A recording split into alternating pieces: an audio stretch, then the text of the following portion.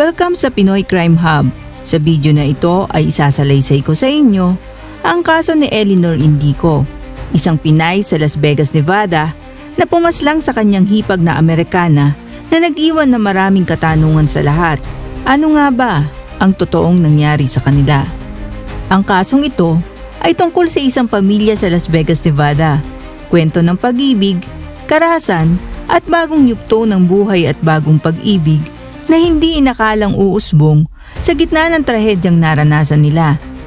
Likas sa ating mga Pilipino ang pagmamahal sa pamilya, isang katangian na ipinamulat sa atin ng ating mga magulang simula pagkabata. Kapag may nagkakasakit, may nag-aalaga. Kapag may nawalan ng trabaho, may tumutulong. At kapag may tagumpay, buong pamilya ang nagdiriwang. Ganitong ugali na mulat ang magkapatid na si Aristeo at Eleanor Indico, ang magkapatid na Pinoy sa Amerika. Kahit nasa ibang bansa na sila namumuhay, ay taglay pa din ang kagandahang asal na kanilang nakalakihan. Si Eleanor Malansing Indico ay ipinanganak noong October 30, 1982 sa Caloocan City dito sa Pilipinas at nag-migrate siya sa Estados Unidos noong taong 1991. Dumating ang panahon na nawalan si Eleanor ng trabaho at pinaalis siya sa kanyang bahay sa West Hills, California. Wala siyang gaanong information sa background ng kanyang kabataan, bukod sa meron siyang kapatid na si Aristeo Indico. Katulad ng ibang magkakapatid, dumaraan din sila sa mga hindi pagkakaunawaan. Pero dahil malapit sila sa isa't isa, hindi nagdalawang isip si Aristeo at ang kanyang asawa na si Ashley nakupkupin si Eleanor sa kanilang tahanan nang ito'y mawalan na matutuluyan. 6 na taon ng kasal sina Ashley at Aristeo.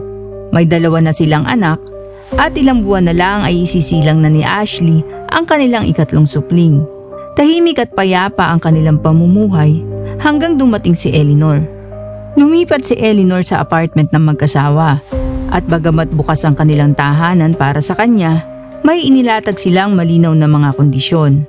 Una, kailangan niya makahanap ng maayos na trabaho. At pangalawa, kailangan tuluyan na niyang talikuran ang paggamit ng droga. Bilang maghipag, hindi naging madali ang ugnayan nila Ashley at Eleanor. Minsan malapit sila sa isa't isa at minsan naman ay may hindi pagkakaunawaan. May isang pagkakataon na ikinasal si Ashley at Aristeo. Dapat sanay si Heather, ang kapatid ni Ashley, ang maid of honor. Ngunit sa mismong araw ng kasal, ipinilit ni Eleanor na siya ang gaganap sa papel. Sa kabila ng mga tampuhan at alitan, sa mga mahalagang yugto ng buhay, ay naroon pa rin si Eleanor. Nasa tabi siya ni Ashley sa lahat ng pagbubuntis nito. Sa katunayan, siya pa nga ang unang humawak sa anak na si Annabel nang ito'y ipanganak. Kaya't sa kabila ng lahat, patuloy pa ring umaasa si Ashley na magbabago ang lahat. Nang lumipat si Eleanor sa kanilang apartment sa Las Vegas, naging maayos naman ang kanilang samahan nung una. Ngunit paglipas ng 1 buwan, nagsimulang masira ang lahat. Hindi tumupad si Eleanor sa kasunduang huwag nang gumamit ng droga.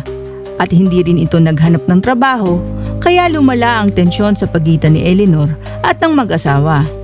Si Aristeo mismo ang nagsabi na mayroon siyang 1 linggo para mag-empake at umalis sa apartment ng mag-asawa sa Las Vegas, Nevada.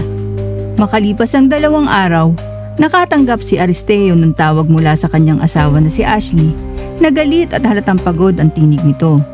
Ikinuwento ni Ashley na pagbalik niya mula sa pamimili ng grocery ay bigla siyang dinaanan ni Eleanor ng padabog. Dumiretso ito sa kanyang kwarto at malakas na isinara ang pinto.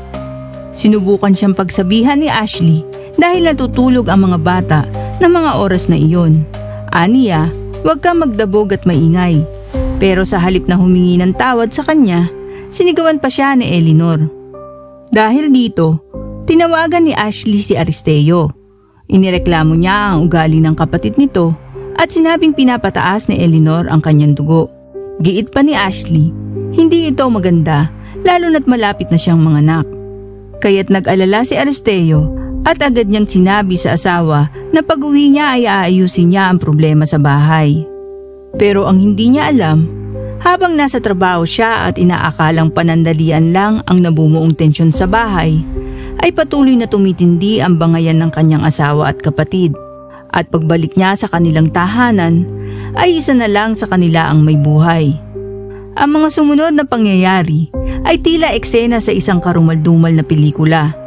Habang lumalala ang pagtatalo ng dalawang babae, biglang kumuha si Eleanor ng 4-inch double-bladed ninja knife at hinabol si Ashley sa loob mismo ng kanilang tahanan. Nasaksihan ng kanilang 3 taong gulang na anak na si Annabelle at ng 5 taong gulang na si Alexander ang nakakasindak na eksena. Takot na tumakbo si Alexander sa bahay ng kapitbahay na umiiyak at may bahid ng dugo ang kamay. Aniya, dugoan ng mami ko at kailangan niya ng tulong. Pagdating ni Aristeo sa kanilang apartment, gulat ang sumalubong sa kanya. Puno ng mga pulis ang paligid at may police line na nakapalibot sa gusali. Pagdating ng mga investigador sa apartment, sila'y pinagbuksan ng pinto ni Eleanor. Tahimik siya, ngunit kapansin-pansin ang sugat sa kanyang kamay. At dahil sa tinamong pinsala, agad siyang isinugod sa University Medical Center upang malapatan ng lunas. Sa loob ng apartment, natagpuan ng mga pulis si Ashley na nakahandusay sa sahig, walang malay at naliligo sa sarili niyang dugo. Batay sa investigasyon, nabali ang buto sa kanyang braso at may mga saksak siya sa ulo, braso at leeg. Wala na siyang buhay na matagpuan, kaya idineklara siyang dead on the spot. Ang mas masaklap pang bahagi ng trahedya, namatay rin ang sanggol na kanyang dinadala sa sinapupunan. Matapos magamot si Eleanor sa ospital, agad siyang kinausap ng mga investigador at ayon sa kanyang salaysay, nagawa lamang daw niya ang krimen bilang pagtatanggol sa sarili dahil si Ashley raw umano ang unang sumaksak sa kanya. Ngunit nang matapos ang masusing investigasyon, inaresto si Eleanor at sinampahan ng mga sumusunod na kaso. Isang bilang ng pagpaslang gamit ang nakakamatay na sandata. Isang bilang ng pagpatay sa hindi pa nasisilang ngunit buhay na sanggol. At isang bilang ng pang-aabuso at pagpapabaya sa bata. Nagpasya din ng hukom na hindi siya maaaring makapagpiyansa. Habang nakakulong si Eleanor at hinihintay ang paglilitis, unti-unting lumilitaw ang epekto ng trahedya sa anak ni na Aristeo at Ashley na si Alex. Ayon kay Aristeo, gabi-gabi ay ikinikwento ng kanyang anak ang karumaldumal na pangyayaring nasaksihan niya noong araw na namatay ang kanyang ina. Ayon kay Alex, nag-aaway noon si Ashley at Eleanor, kaya pumagitna siya upang awatin ang dalawa. Ngunit tinulak daw siya ng kanyang ina at sinabihan siyang tumakbo at humingi ng tulong kasama ang kanyang kapatid. Umiiyak daw siyang lumabas ng bahay at ang tanging nasa isip niya ay hanapin ang kanilang sasakyan para masundo ang kanilang ama. Makalipas ang 2 taon, nagsimula ang paunang pagdinig. Noong 2018, sa wakas ay nagsimula na ang opisyal na paglilitis laban kay Eleanor Indico, ang mismong kapatid ni Aristeo at itinuturong pumatay kay Ashley. Puno ng emosyon ang loob ng korte. Humingi ng tawad si Eleanor sa pamilya ni Ashley at nagmakaawa sa hukom na siya'y bigyan ng mas magaan na sentensya dahil wala naman daw siyang naging kaso noon. Ngunit hindi ito tinanggap ng hukom at ng pamilya ng biktima. Ayon sa resulta ng investigasyon, 14 na beses sinaksak ni Eleanor si Ashley kahit siya ay 9 na buwan na nagdadalang tao. Ang masaklap nito ay napakababaw ng dahilan ng pagkamatay ni Ashley. Ang pinagmulan ng away ay isang alitan tungkol sa pag-alis sa apartment na kanilang tinitirhan. Hindi rin kumbinsido si Aristeo sa mga sinabi ng kanyang kapatid na si Eleanor. Ayon sa kanya, umiiyak siya sa korte pero sa totoo lang, hindi ko naramdaman ang tunay na pagsisisi. Ayon pa sa kanya, parte lang niya ng kanyang panlilinlang. Humihingi siya ng habag pero para sa akin, hindi siya karapat-dapat hanggat hindi niya pinatutunayan na tunay siyang nagsisisi. Matapos lamang ang 1 oras na deliberasyon ng mga jury at 4 na taon mula mangyari ang krimen, hinatulan si Eleanor Indico ng habang buhay na pagkakakulong. Ngunit dahil wala siyang nakaraang criminal record, maaari siyang mabigyan ng parol matapos ang 35 taon sa likod ng rehas. Sa kabila ng mga trahedyang naganap ay nag-iba ang takbo ng relasyon nina Heather at Aristeo. Mula sa pagiging magkapamilya, naging magkaibigan hanggang sa tuluyang mahulog ang loob sa isa't isa. Sa kabila ng matinding sakit ng nakaraan, pinili ni Aristeo na muling magmahal at ang taong iyon ay walang iba kundi ang kapatid ng kanyang yumaong asawa. Hindi ito ang karaniwang kwento ng pag-ibig dahil hindi nila agad minahal ang isa't isa. Dumaan sila sa maraming yugto at habang tumatagal, mas lalo nilang nararamdaman ang koneksyon. Ayon kay Aristeo, ang pagsasama nila ay hindi lamang naging kandungan para sa isa't isa, kundi para sa kapakanan din ng mga bata.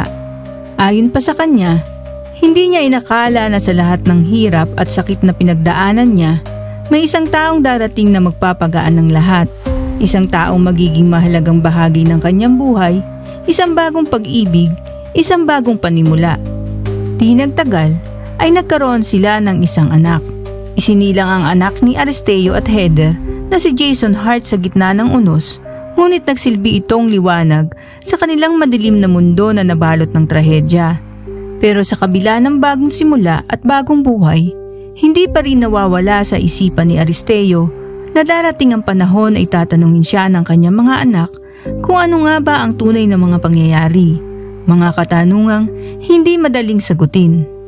Maraming salamat sa panonood ng kaso ni Eleanor Indico. Kung nagustuhan nyo ang video na ito, huwag kalimutang i-like, mag-subscribe at i-click ang notification bell. Hanggang sa muli, ingat po tayong lahat.